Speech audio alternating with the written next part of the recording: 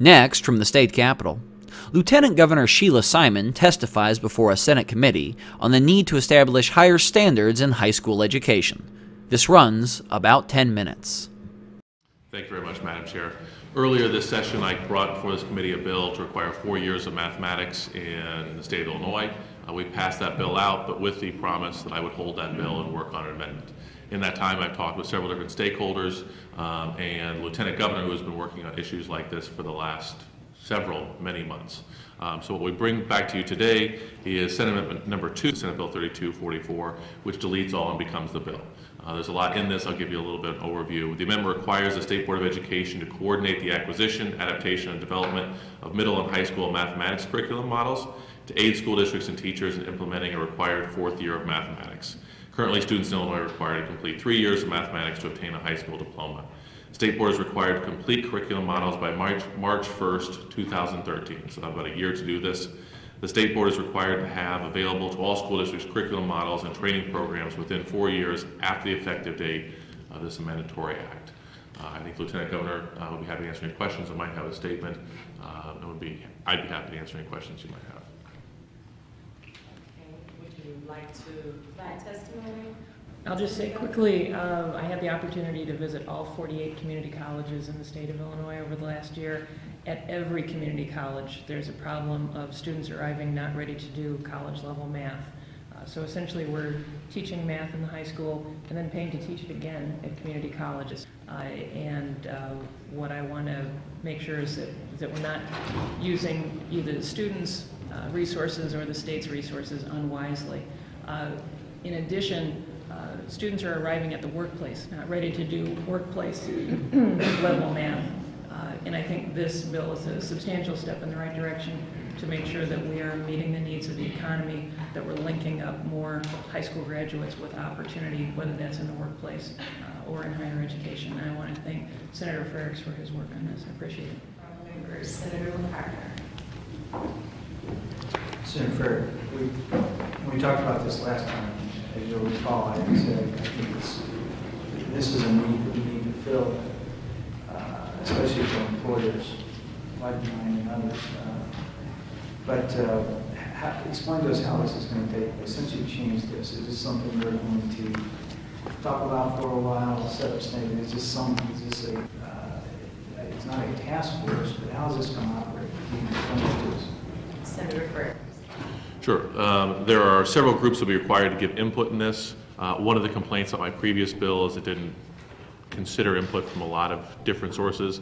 I guess I was really eager to get something moving quickly, but many people had brought different ideas to me that were good, and Lieutenant Governor has been studying this issue for a while. I think that having representatives from statewide mathematics professional organizations, statewide teacher organizations, school administrators, higher ed faculty, I think will ultimately be able to produce a better bill. It will take a little more time to do it, but I feel pretty confident recommendations that are going to come out are going to push us in the direction of greater mathematics training in the state of Illinois. So ultimately, whatever we decide needs to take place and whatever we're going to require schools to do will come back in the form of another bill. Is that correct? That's my intention.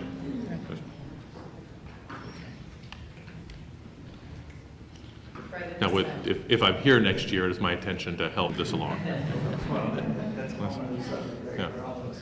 But I guess, too, there's probably, is there a cost to this? And if there is, will this be taken care of in the Lieutenant Governor's office, or how will that be handled? The cost is really just involving the stakeholders and getting together and developing what we can develop that will assist the school districts in making the choice on their own before it comes back for any more recommendations.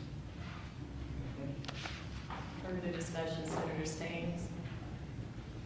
I just want to make sure I actually understand what the bill is doing. So is it actually establishing the 4-year math requirement beginning in 4 years, or is it just setting up this task force to look at how we do it? I just want to make sure I really understand exactly what's being required here. Sure. This bill will not require 4 years of math, 4 years down the road, but establishing a process to continue a discussion to make sure that when we do this, it'll be done right. You know, I put forward a very basic bill earlier this session that required 4 years of math, but a lot of questions were raised. Well, what counts for that? Do test class count? If there's a vocational education class that has a high degree of mathematics involved with that count, and I think there will be more detailed recommendations coming out of this. I think the other thing that folks wanted to have addressed was the idea of a competency-based standard as something that we might want to look towards instead of just the 4-year requirement. So we wanted to leave the door open to address it in the best possible way. Senator Lt. You know, obviously doing this, it's not that simple. I mean, to come up with something that works. I've talked to several school administrators and several math teachers in high school level. In fact, my wife was, for all of her career, was a math teacher in high school. And they all immediately had reservations about it because of things like a lot of the vocational subjects that they feel will be pushed back. Only, you know, you need so many credits to graduate, you add another credit. All of those things are I think, problems. You know, if you know, that I don't say that it can't be worked out, but it's not going to be an easy thing to do. You're going to have to create. You know, it isn't that you just add another class of very high mathematics, because those are the people that are already in good shape. Those are the people that make it already. So, you know, I hope that we get something that makes sense. But this is not going to be an easy thing to do, I don't think. No, and that's why I applaud the Lieutenant Governor for putting this together. As I said earlier this year, there was a problem I wanted to address. I put forward a very simple bill that just said 4 years of math, and it became quickly apparent that it's not a simple solution. And so for those concerns you had raised, for people who have approached you who are math teachers, who are administrators, they will have representation on this committee, and if there's a way we can resolve those issues, they will have a seat at the table going forward. And that's my hope, that we can resolve some of them, because I think rather than sitting back and accepting the status quo, which has failed a lot of our students in our community colleges, it failed a lot of our employers in the state of Illinois, we need to push this forward, but we need to have a few more voices than the voices in my head. Is there anyone from the vocational area on this task force?